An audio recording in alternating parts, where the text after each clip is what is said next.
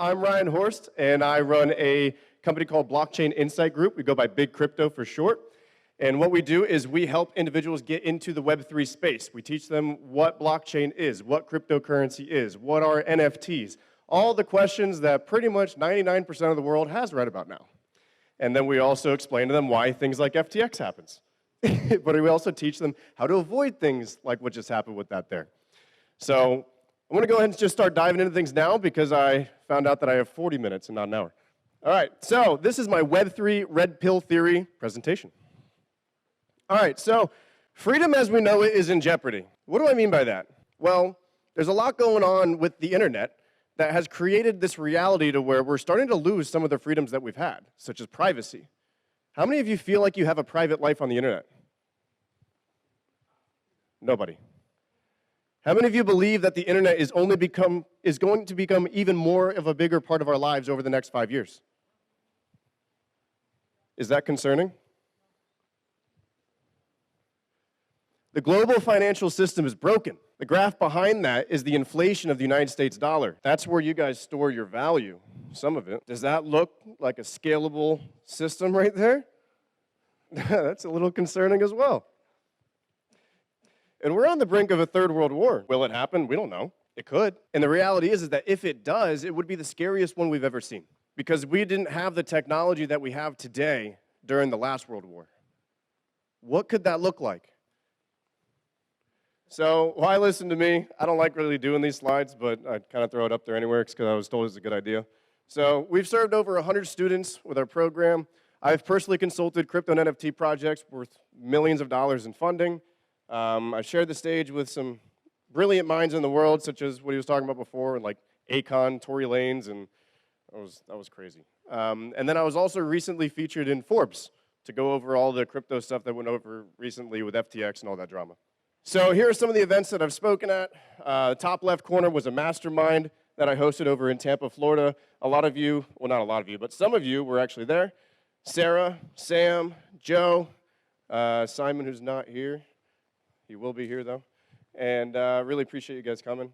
And then bottom right is me speaking on stage next to the Chief Strategy Officer of Binance, which is the third most profitable company in the entire world.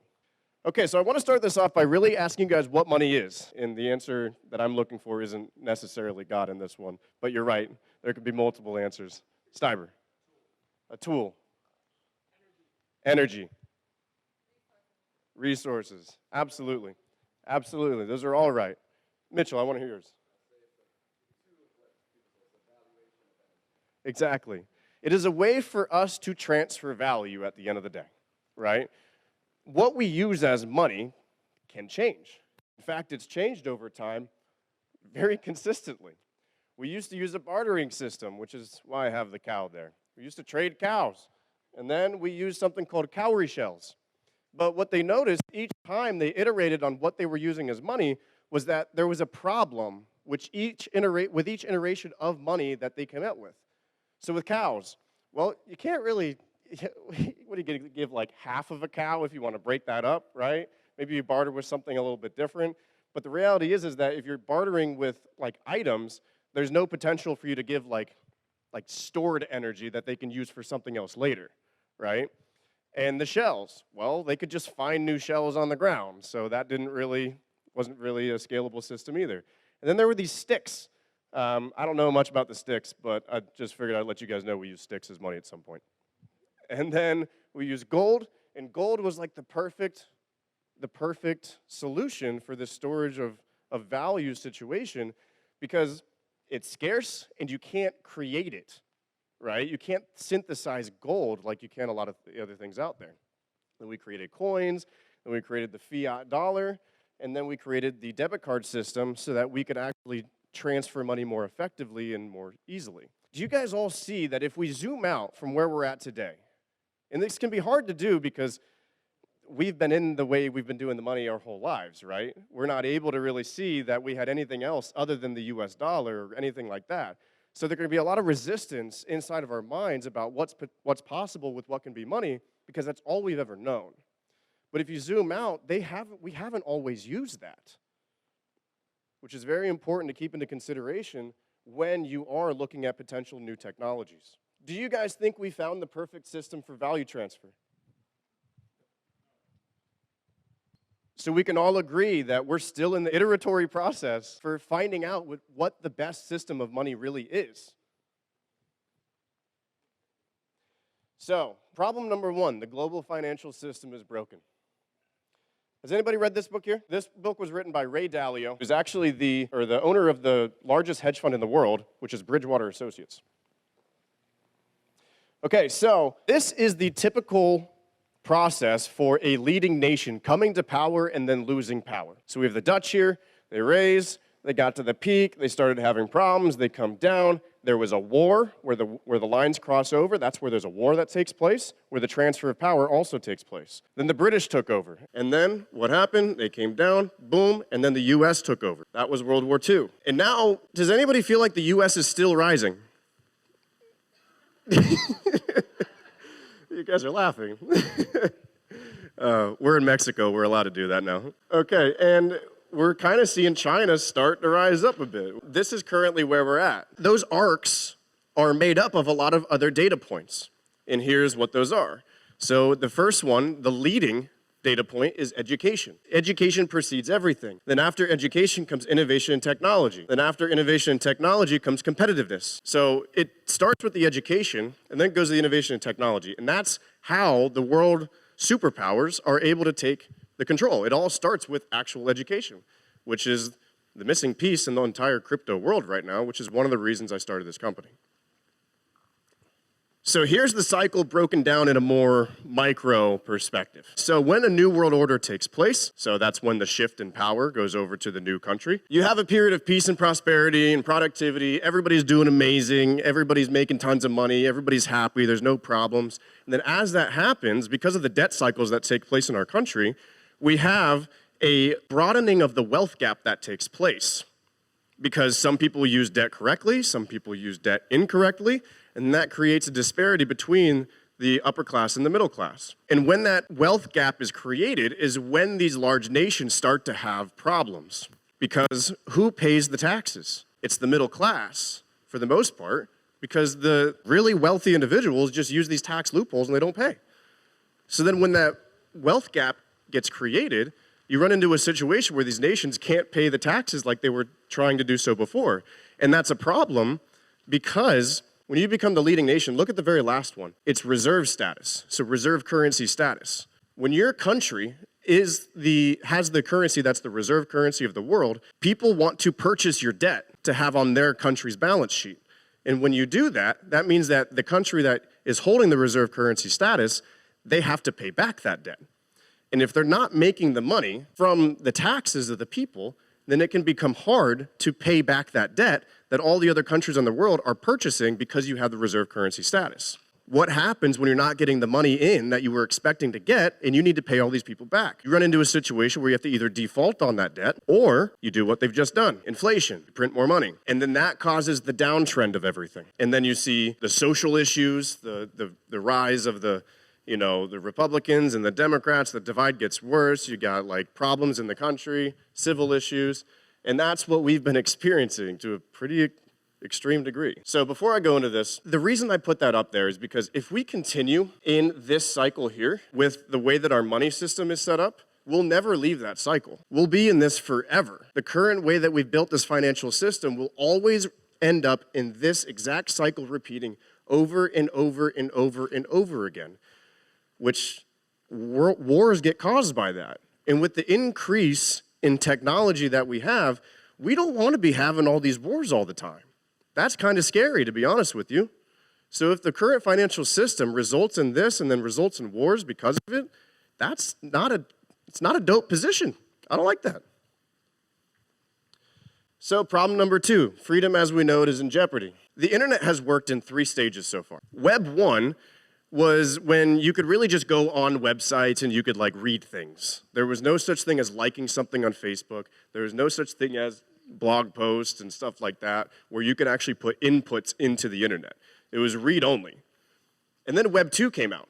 And Web 2 was when we could actually put inputs into the various websites like Facebook. That's when the like button came out. But when we're able to put inputs into these websites, a new problem surfaced in the internet world. All of our inputs into the internet right now have to be stored somewhere, right? And the internet doesn't have a native way for us to store data online. Oh, yep, okay. The internet doesn't have a native way for us to store data online.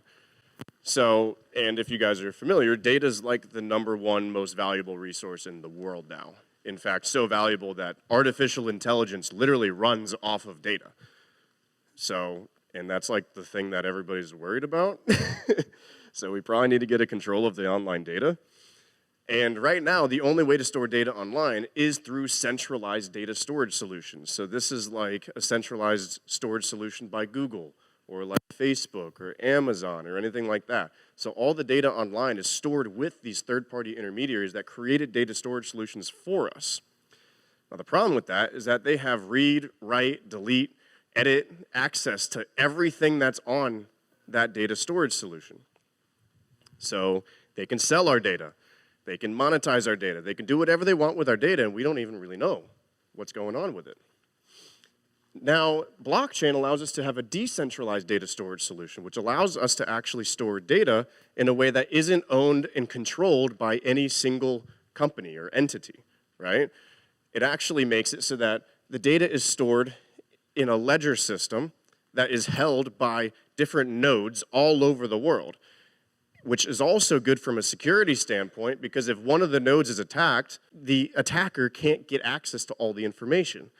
You guys have probably seen, like, Equifax got hacked. You probably saw Sony got hacked, and people lost their credit card information to people. Big companies are getting hacked all the time, and people's sensitive information is being leaked and compromised to these individuals that are doing shady shit with it. So this is all the data that Instagram has about you. It's everything except for your sex life. Well, I mean, sensitive info could maybe, all right, they might have that too. They literally know everything about you. Everything. And they can do whatever they want with that information that they feel like it. And what they've kind of been doing is using it almost against us. So, and what I mean by that is we got started with all these things that were free, right? And we thought they were free. We're like, I don't know about you guys, but right away I was like, I don't know, how are they making money off this? I'm just hanging out with my friends on Facebook, and I don't know how they're making money. And then they launched ads, and I was like, oh, okay, yeah, makes sense, makes sense. We are still paying, and we're paying with something way more valuable than our money. We're paying with our attention, which is directed time, right? Time is super valuable, but attention is way more valuable than time, because attention is direct focused time at one individual thing. And people are spending hours, 3 hours, 4 hours a day scrolling on TikTok, on Instagram. And I mean, I'm not gonna sit here and say, I never do that. I do here and there. But that's what they're taking from us. And how do they get our attention? By showing us what we wanna see. And in doing so, they use this little guy right here. Does anybody know what that is? Nope, close. Yes, that's dopamine.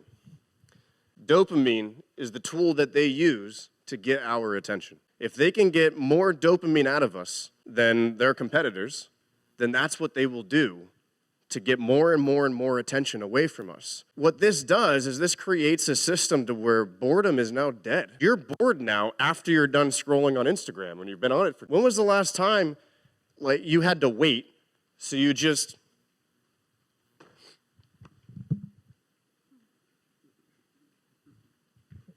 We don't have to do this anymore.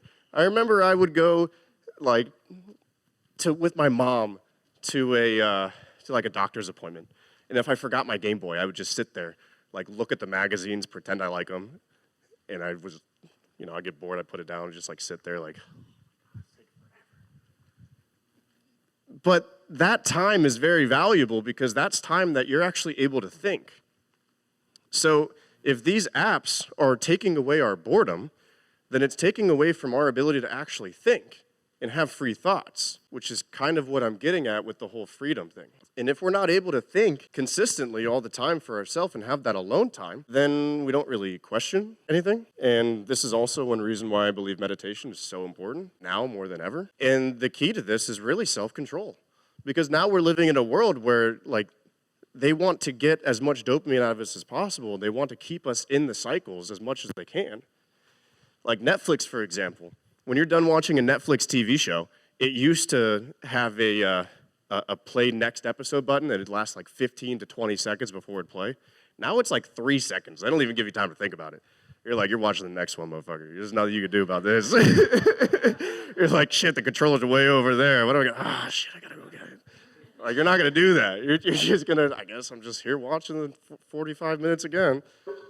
And then you binge watch, next thing you know, you're 4 hours into a TV series, and then it's 2 a.m., and you're like, damn, now my morning's fucked.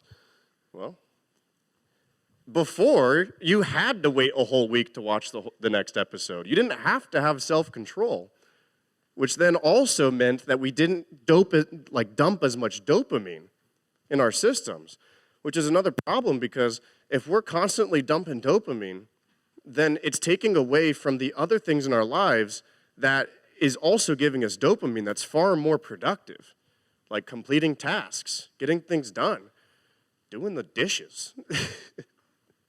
What's the first thing you guys do when you have a question? Google. Google owns the search data for everything, which means that they now know what we're thinking all the time, if you think about that. And that also means that they're the filter for every answer we get in our lives. It's also the filter for what kids see when they Google things. If a kid has a question, they Google it. So now it's almost like Google's raising our children. Is that a level of responsibility we want to hand over to some random company that is literally fueled by money? And they will do whatever they can do to make more money. That's the goal at the end of the day, make the shareholders happy. I don't want this to step on any toes or anything, but just read that. If you Google, can men get pregnant? The first thing that pops up is it says yes. So if you're a little, 5-year-old kid trying to figure out what's going on in this world, and you Google, that's the answer you get.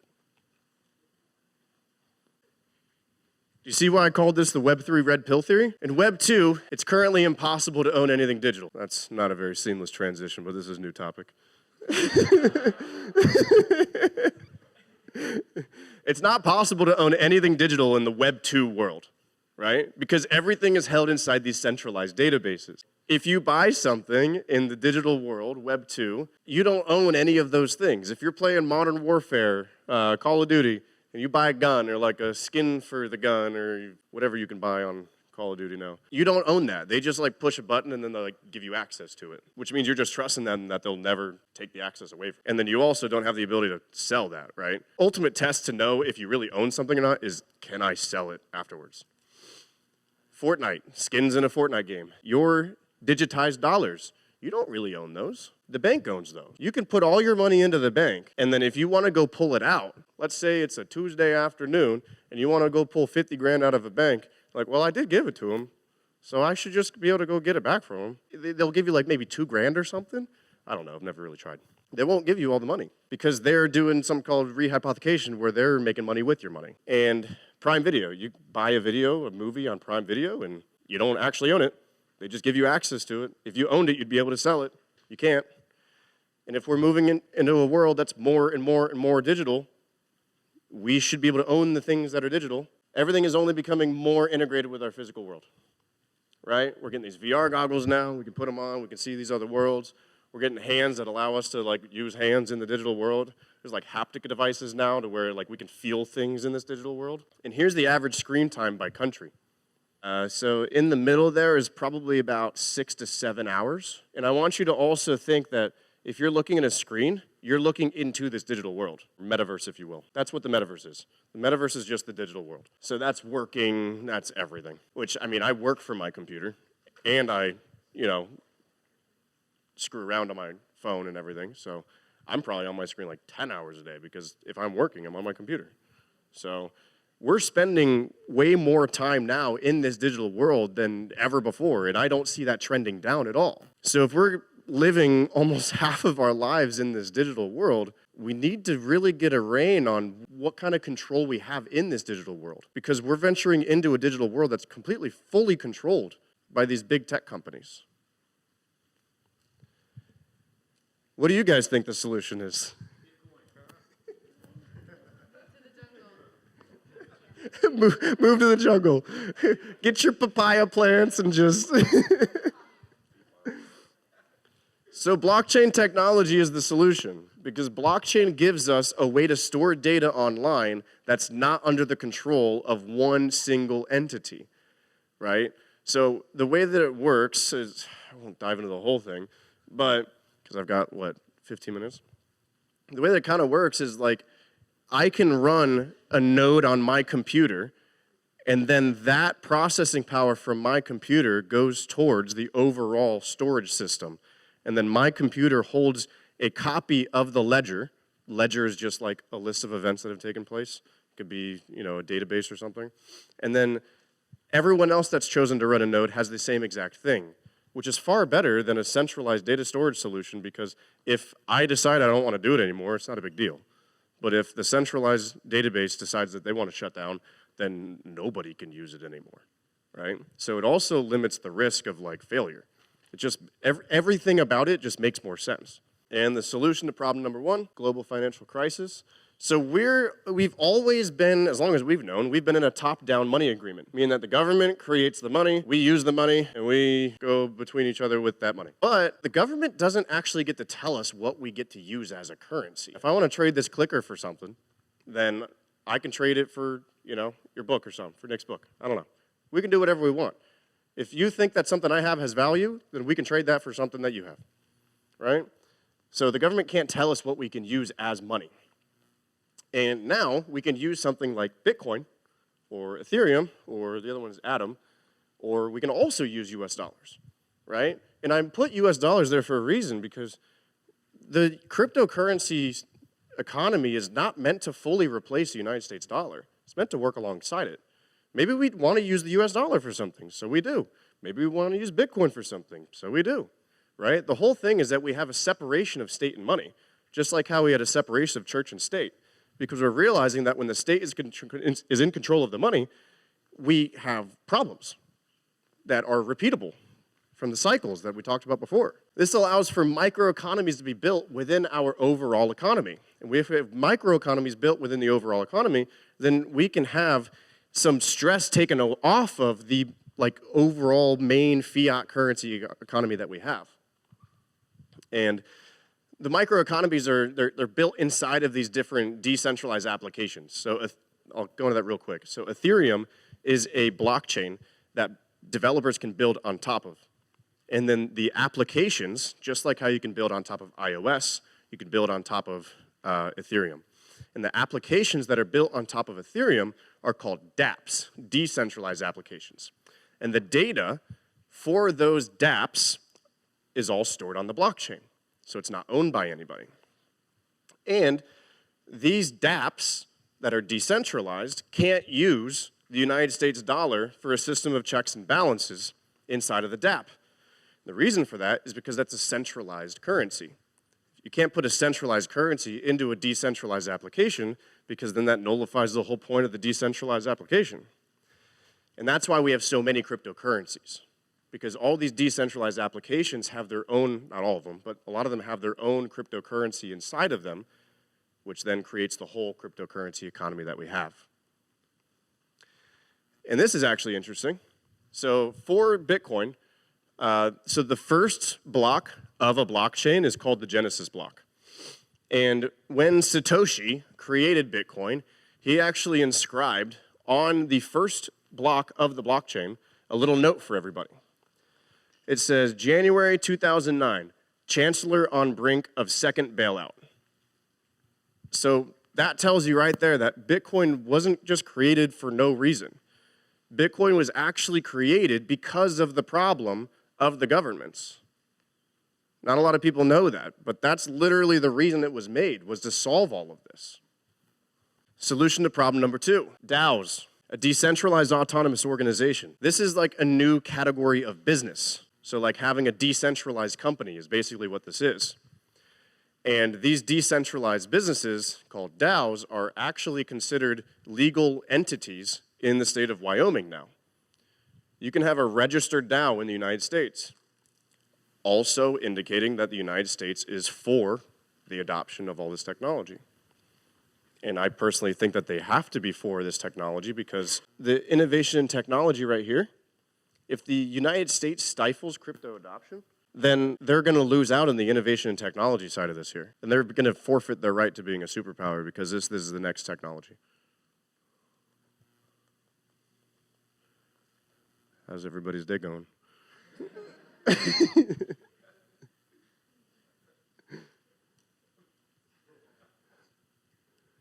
Okay. So basically the way a DAO works is there are a few key members of the DAO that execute on the business decisions, but they don't actually make the business decisions. The people make the decisions, and then the people of the DAO have to actually execute on those. And how that works is by proposals. The people, the community of the DAO will create a proposal that they want something to happen with the business, and then they will have to execute on that if it, passes. Okay, so digital ownership is finally a reality with Web3. This is possible because of cryptocurrency and because of NFTs. Has anybody seen those monkeys right there? Going for like a lot of money. There's a reason for that. And Bitcoin was up to like $69,000 at one point. There's a reason for that. It doesn't just happen on accident. Bitcoin used to be worth a few pennies. It's done everything that it's done to go up to being worth $69,000 without a company behind it, without a CEO, without anything. It has had a larger market cap than like Visa and everything at some point. Okay, now the best part. Actually, I want to talk about NFTs a little bit more. So, because I've got some time. So NFTs are non-fungible tokens, okay? Does anybody have any level of understanding of NFTs? Good amount of you, cool. NFTs are digital things. Cryptocurrencies are digital money. So if you want to own something online, it needs to either be a digital currency or a digital thing. NFTs are that digital thing. So an example of this is Bored Ape Yacht Club, right? That might just look like a picture of a monkey. That's just the physical manifestation of the NFT. What it actually is there's a serial number called a token address that tells you that it actually is that NFT. And that's tied to the blockchain, right? So if you screenshot that, there's all these jokes around screenshotting NFTs and stuff. If you screenshot that, you don't actually get what that NFT gives you because you just have a picture of the NFT. It's the token address underneath the picture of the NFT that actually has the value because that ties into the ledger that tells the organization that you own that NFT, which then you get the value of that NFT. Does that make sense? Who here has an NFT? What is it? 12? What's your favorite one? Oh, I have the impact theory. Yeah, key. Yeah, got one. Now, the best part of all of this, since this whole system is decentralized, that means that this whole new cryptocurrency world needs our help in order to function. That's the decentralized aspect of it. It needs you guys. It won't work if you guys don't help it. And we are financially incentivized to help through things like staking, through things like liquidity providing. There's a whole bunch of different ways that you can make money in the cryptocurrency world passively. That's one of the things that we teach in our Crypto Accelerator program. This is kind of the roadmap for the program that we have. We start off with our Ironclad Crypto Security section, which is talking about all the things that you need to do to be safe and secure with your cryptocurrency. If all of our students followed all of the guidelines that we set for them, then nobody would have lost a dime in 2022 during all the things that happened with FTX, BlockFi, Celsius, all of that. Then we go into the fundamentals of blockchain and crypto, which is diving into what blockchain is, what crypto is, what NFTs are, what is decentralized finance, why is it so important, how can you make passive income with it, why are you able to make passive income with it. And then once you understand the fundamentals of all that, then you dive into the passive crypto wealth building strategies. This is where we're teaching you guys our tested strategies that are earning us passive income every day. This is through our secure staking strategy, this is through our lucrative liquidity mining strategy. This is through our endless airdrop strategy. There's a bunch of different strategies that we implement. And airdrops are really cool. Airdrop is literally just when you get free money, just for doing certain things that are, certain on-chain activities. And that may seem skeptical to some people, but the reason that you're able to get free money is because when these cryptocurrencies launch, they have to disseminate them out to people. So what they do is they have this like token distribution model. When they create the cryptocurrency, they're like, okay, 20% is going to go to the team, 30% is going to go to the marketing, and then how do you do the marketing? Well, you market through airdrops. If you have to disseminate the tokens out to everybody so that people are holding it, then you might as well use it for marketing. So that's what we do with our endless airdrop strategy, is that we teach you how to hack Web 3.0 marketing techniques. We know what these companies are looking for when they're looking to disseminate their tokens.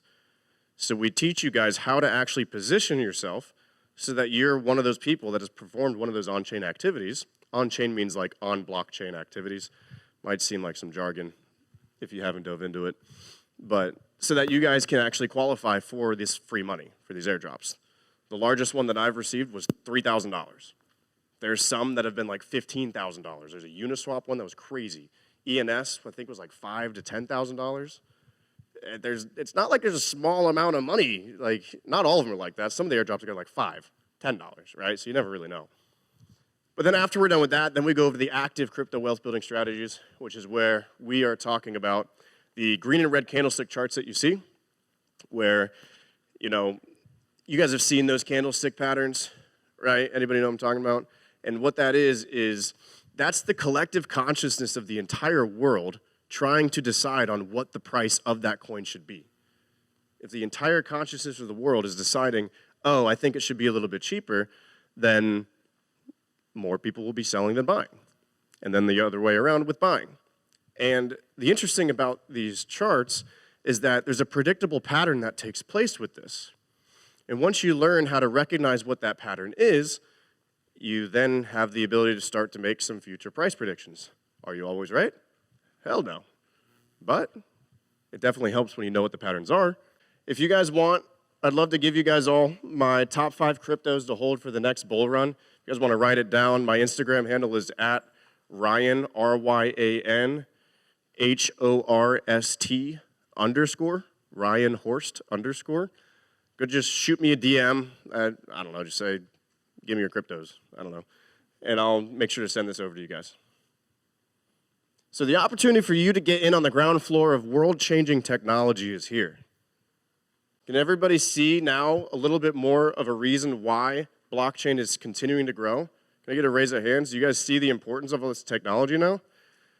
Raise your hand if you feel like you've been red-pilled. Are you going to take advantage of it? Thank you.